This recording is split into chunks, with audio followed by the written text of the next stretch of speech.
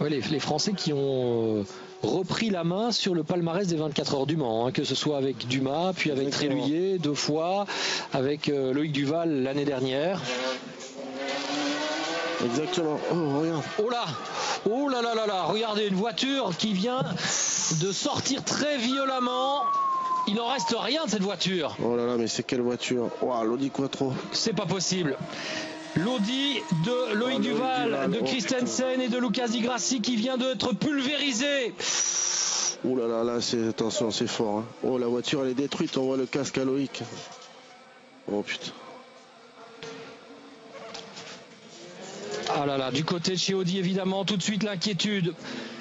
Les images que l'on n'aime jamais de voir, séance neutralisée, drapeau rouge, et ce coup de théâtre, coup de tonnerre, et premier coup d'inquiétude sur ce circuit du Mans, une sortie de piste extrêmement violente que vient d'effectuer Loïc Duval au volant de la voiture des tenants du titre, l'Audi R18 e-tron Quattro.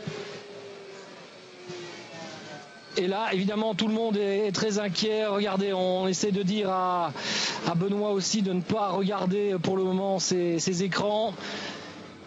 Parce que les seules images que l'on reçoit pour le moment sont les images des caméras de sécurité. Hein. On n'a pas de caméra. Vous savez que le dispositif des 24 heures du Mans n'est pas encore totalement en place sur l'ensemble du circuit.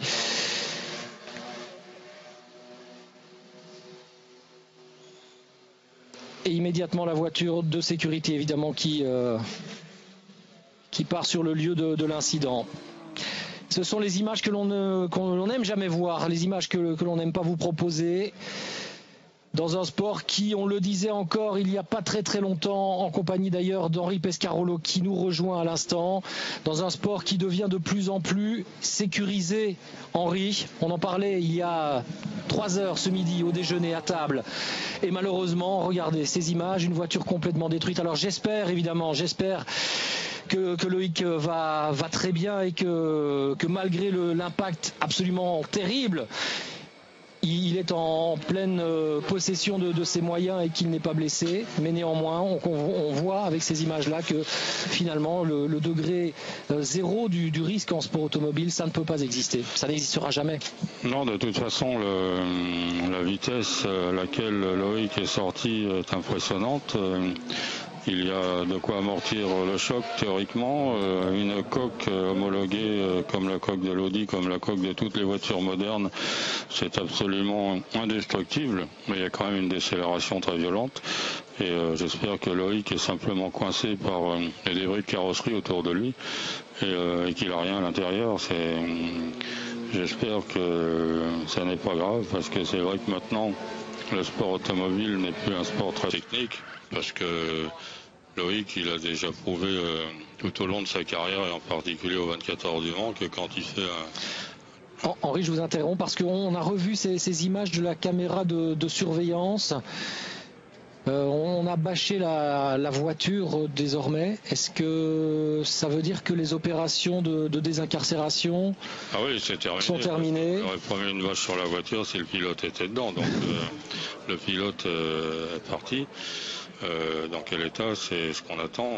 Voilà, une ambulance en tous les cas, une image qu'Olivier Denis peut nous proposer. On voit une ambulance quitter le circuit au loin en espérant évidemment que tout va bien. Encore une fois, on le rappelle, pour Loïc Duval, tout va bien, tout va le moins mal possible si d'aventure le pilote français doit être blessé.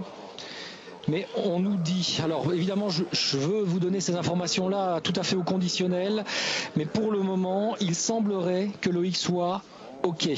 Je ne peux pas vous en dire davantage, mais les premières informations que l'on reçoit sont celles-là. Loïc Duval irait bien et serait conscient. À confirmer bien sûr, et encore une fois ces informations sont évidemment à prendre avec énormément de précautions, avec des pincettes. Parce que dans un premier temps évidemment on ne va pas avoir un communiqué, un bulletin de santé et un état, il y a un bulletin Audi dans les minutes qui viennent. Hein. Bon, on va le savoir rapidement. De toute façon, c'est ce que je disais tout à l'heure et c'est ce que j'espérais. On a vu des voitures infiniment plus détruites que celles que l'on a vues, celles de Loïc. En plus, ça se passe dans les S-Porsche qui sont des elle, c'est à très haute vitesse, mais il n'y a pas énormément de dégagement de chaque côté pour que le choc soit trop violent.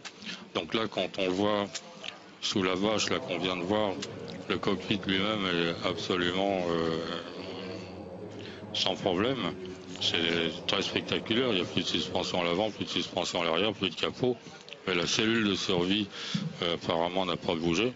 Et donc j'espère que tout ça va se confirmer et que la cellule de survie aura fait son travail, c'est-à-dire qu'elle aura protégé le pilote. Tout le reste est détruit, mais la cellule ne bouge pas.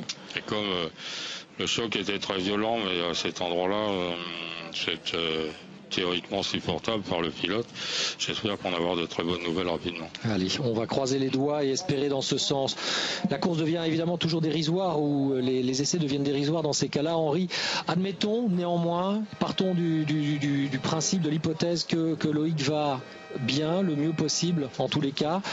Est-ce qu'une voiture qui vous semble détruite comme elle l'est là peut être encore réparable à une échéance de 3 jours à peine? Tout dépend de l'état de la coque.